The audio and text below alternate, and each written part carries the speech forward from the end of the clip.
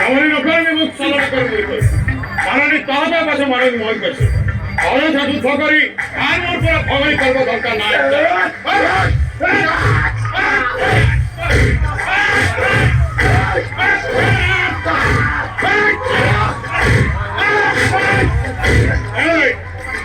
এখানে বোঝানো বুঝি বলা গেল